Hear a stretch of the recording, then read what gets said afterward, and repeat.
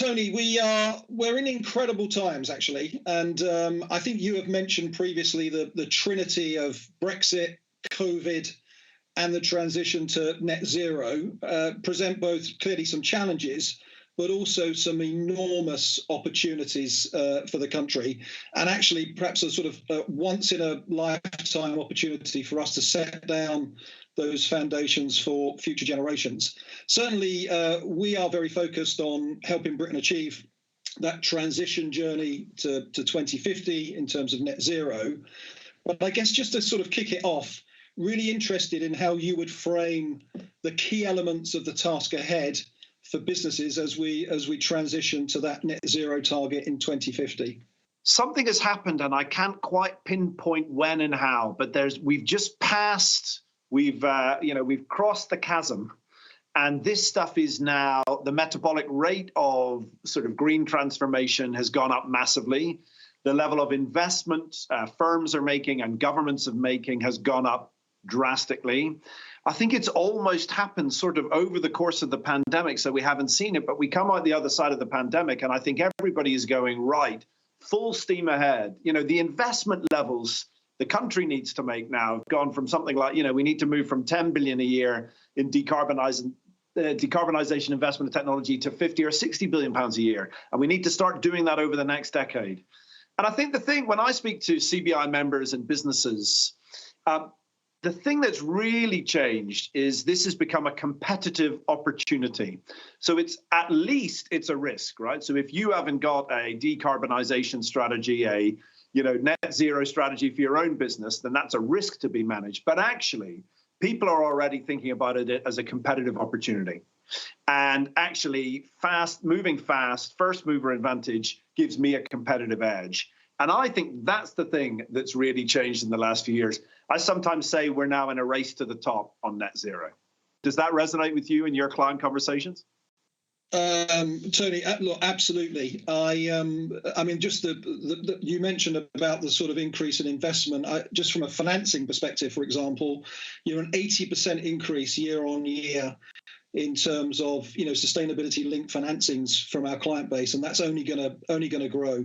And I think the other big thing for me is that it goes across all sectors of the economy. So no one is immune from this, and there are different challenges clearly in different sectors, and we're trying to lean into that from sort of agriculture at one end, even just trying to establish what is the carbon footprint of farming, right through to the big energy companies clearly and their transition as they move from fossil fuels and need to finance that renewable energy stream as well.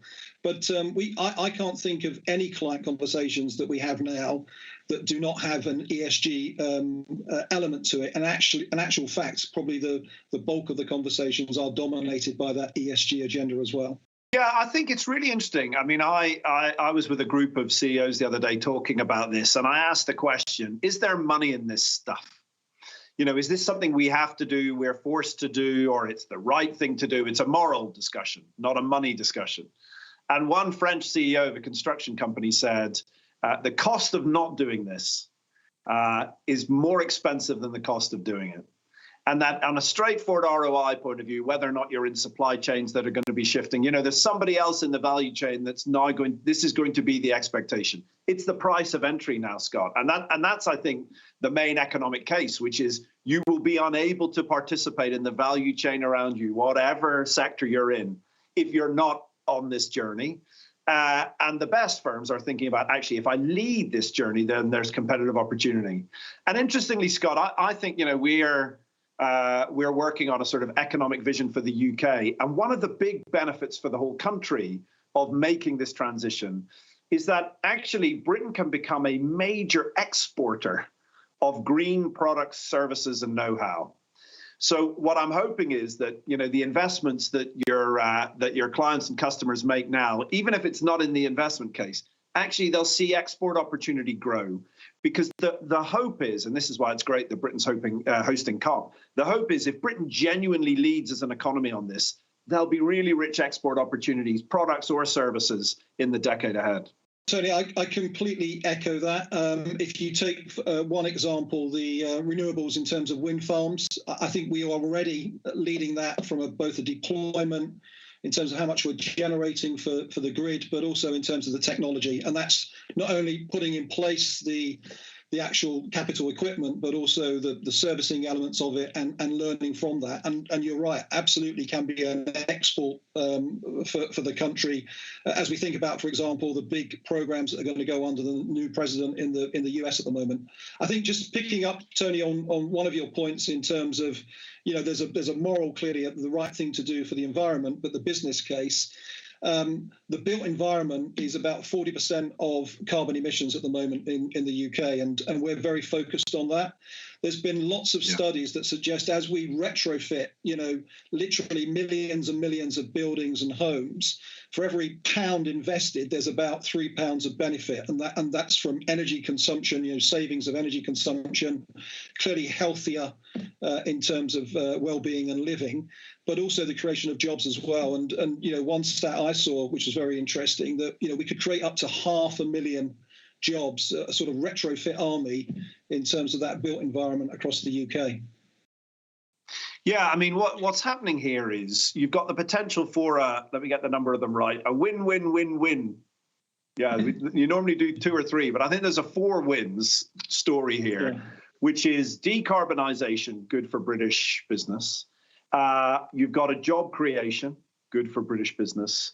You've got levelling up, because you just mentioned offshore wind, right? That's not happening in, it's pretty windy from time to time walking along the Thames of an evening, but that's not a story about the Southeast. And you've got export success. So I think that's why the Prime Minister, and I've spoken to him about this, why the Prime Minister, I think, is a big believer that this agenda is a sort of 4 for 1. And I share that view from the CBI. I really think that the country needs to get behind this. And, if any of your clients or customers are watching this, again, this isn't, I'm not trying to sort of give you a moral imperative. I'm trying to give you a business imperative, because it is coming your way. And actually, I know from talking to businesses every week that everybody is now racing ahead. So, if you're not on the journey, get started. Absolutely. And I think that linkage, as you mentioned about levelling up or regional regeneration, we're very keen to partner, for example, with the new UK Infrastructure Bank, where clearly there's a big component there in terms of journey to net zero and carbon neutral investments, but also that sort of regional investment as well. So, and look, from a client perspective, we can do a bunch of things, but the core for us is about deployment and direction of capital to companies as they transition, but also in providing products and solutions to try and help them as well. I think from our perspective, there is a big focus in both supporting clients on that transition, but it's also giving them advice and support around some of the questions, scope 1, 2, and how do they calculate scope 3, for example. So it's both funding, but it's also about advice and sort of being by their side as they work through some of those tough questions. Just to sort of wrap up, really, perhaps a final comment from you. Sort of reasons to be optimistic in the journey ahead. We've talked about some of them, but what would you bring it down to in terms of some key points, just in terms of that optimism that we as a nation and businesses can deliver on this agenda? Yeah, look, I think you've now got the pieces in place aligning that make this momentum unstoppable, right? Government policy is optimizing for this agenda. The City of London, as you say, the finance community is optimizing for this agenda. Employees and customers are expecting progress on this agenda. And I think businesses are now going to look, left and right, up and down of their supply chains, and they're going to see this agenda. So there's no turning back. There's only going forward. There's a little bit of competitive pressure to go forward as quickly and to embrace it as fully as you can, because then the fastest will win. So I'm really optimistic about Britain's decarbonisation story. And I think, just stepping back for a second, I think it's an area where we can genuinely lead in the world. And after everything that's happened in the last few years, I think it's really exciting to be talking about, playing offense rather than defense, and winning prizes for society, for every firm, and for the country as a whole. Absolutely. Super summary. I completely echo that. Tony, I really want to thank you for your time. Great conversation. Thank you.